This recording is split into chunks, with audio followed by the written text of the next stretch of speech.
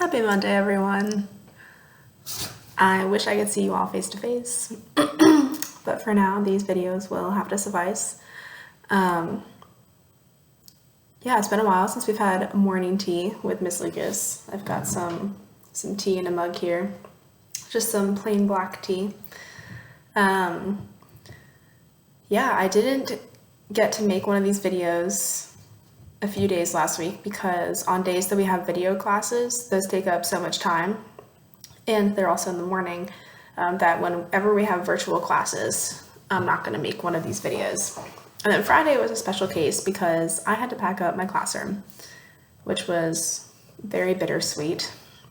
It took me about 6 hours of just taking everything off the walls, putting all of the books into boxes, putting away all of my yearbook stuff, computers.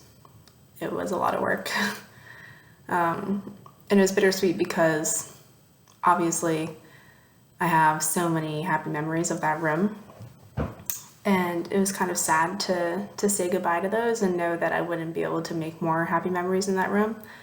But the sweet part of it is that next year I'm going to be in a brand new classroom. No one will have been in that room before me, so I can make it my own and make it even cozier and more fun and colorful and welcoming than my little trailer. So that was why I didn't make any of these videos on Wednesday, Thursday, Friday of last week. So it's Monday, we're back to it. I've got some tea. Maybe you have caught on, maybe you have not, that this surrounding is a little different than what my house has looked like in the other videos, and that's because Keon and I are staying at his parents' house, and they have requested that we come, and we were definitely a little nervous just because of the virus and not wanting to spread anything to them. But since it's been a couple weeks since schools have closed, and since Keon has had to go in the hospital, we've been really careful about grocery shopping and haven't really been seeing anyone. And his parents have been very careful too. Like the fact that they felt comfortable with it, just knowing how paranoid they are about germs, made us feel okay. And so we're kind of quarantined upstairs for a little bit, for the first few days. But they have a really cute dog, and I hope to introduce him in another morning tea video soon. He's like this little white ball of fluff, and he has extra fluff because the groomer is closed and he missed his last hair appointment. So he is very fluffy. Yeah, so that's where I am. That's why we haven't had a video in a little bit. What I wanted to talk about today is not too much. Yeah, it's been really busy, so I'm hoping to have some more structured content to share maybe tomorrow or Wednesday. But yeah, what I wanted to talk about today is that I've had some requests from people to provide journaling prompt ideas during these videos, and I just love that. I think this is a great time to try journaling if you've never done it before. There is something extremely therapeutic about putting down your thoughts on paper. And sometimes it can be, the hardest part of it can just be to start because you're not sure what to write about or what you might want it to look like. And for me, I'm the kind of person that I want everything to make sense and look nice. And so sometimes I feel like I'm starting a new journal, I have a hard time starting because I don't know, I want to set the precedent and then be consistent. But I always kick myself later for thinking like that because it doesn't matter. Just having a record of what you're going through is extremely valuable in the moment to let out some feelings, and then also later on to look back and reflect. And that's my favorite part about the journals that I have, is just looking back at what I used to write, whether it's like middle school relationship drama, which is hilarious, or moving to Roanoke and what that was like.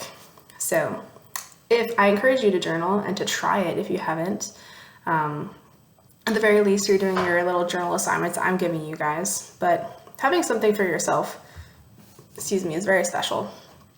And the prompt that I thought of today is write about a food to which you have attached strong, happy memories. So what's a food that, like, when you think about it, it brings up all these happy memories in your life? And it could be from a week ago, it could be from when you were 5, maybe it's a holiday food, just whatever comes to mind. Just start writing about it and just write down the memories that start to come up. And you don't have to explain anything or try to understand anything. It's just kind of letting what's in your mind just flow onto the paper without trying to censor yourself. So give that one a try for today if you're going to journal. And then the last thing I wanted to share with you, maybe this video will be under 10 minutes. I don't think I've had one that short yet. I have to look it on my phone because I didn't bring all my poetry books with us to Keon's parents' house. But this is a poem by Billy Collins. And I found this poem because, I have heard of him before, but I will tell you I have not read a lot of his poetry. And the reason that I read this poem is because I signed up for Masterclass. I don't know if you've heard of it. You might be getting a lot of ads for it right now, just like I was. But it's basically something that you sign up for online. You have to pay, but they have all these classes taught by people who are famous for doing what they do. So Billy Collins is an extremely famous American poet. He was the Nobel laureate, or the U.S. Poet Laureate. He's won Pulitzer Prizes for fiction and poetry.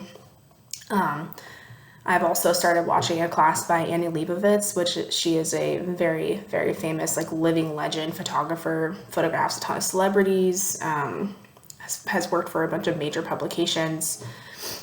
There's also, oh my gosh, I'm blanking on his name, but the blonde chef who swears at people on his cooking shows. What is his name?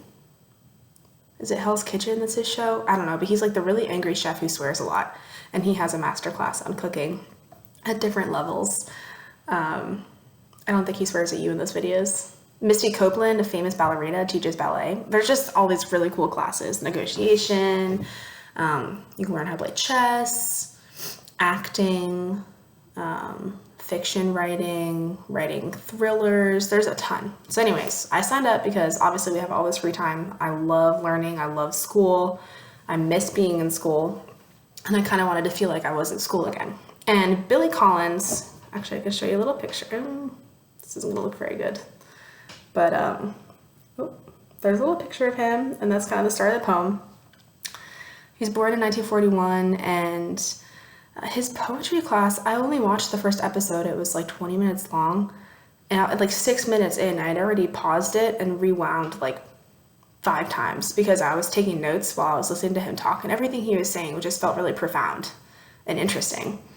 So I'm really excited about his class, and I'm excited to watch more episodes and learn more about poetry because I really, really love poetry a lot.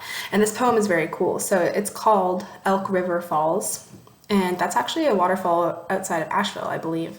So not too far from us, which is cool. Maybe you've been there. And what's cool about the poem is, as you can see, the shape of it, it's one whole stanza all together. There's no line breaks or spaces in between the lines. And it kind of is one whole sentence. I'm going to read it.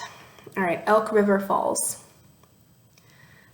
Elk River Falls is where the Elk River falls from a rocky and considerable height, turning pale with trepidation at the lip, it seemed from where I stood below, before it is unbuckled from itself and plummets, shredded, through the air into the shadows of a frigid pool, so calm around the edges, a place for water to recover from the shock of falling apart and coming back together, before it picks up its song again, goes sliding around the massive rocks and past some islands overgrown with weeds, then flattens out and slips around a bend and continues on its winding course, according to this camper's guide, then joins the clear water at its northern fork, which must in time find the sea, where this and every other stream mistakes the monster for itself, sings its name one final time, then feels the sudden sting of salt.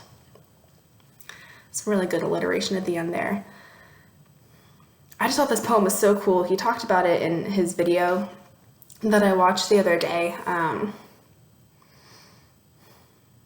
of just talking about the way the poem is structured, because the lesson that I was watching was mostly about form and the fact that it has kind of one big fat stanza. There's no real ending punctuation. There's no periods. exclamation points, question marks. It all flows like it's one sentence, and then there's a period at the end. And even the title is part of the poem. So you read, Elk River Falls is where the Elk River falls. So it's kind of, the poem takes the title on as part of its body as well, which kind of in a way mimics the flow of water, right? It doesn't stop. So it would make sense that the poem wouldn't stop either. So the only way the poem ends is at the end, when the Elk River, and it's talking about all the other streams and rivers in the world too, reach the sea, and it stops becoming a river. Like, that's where it ends.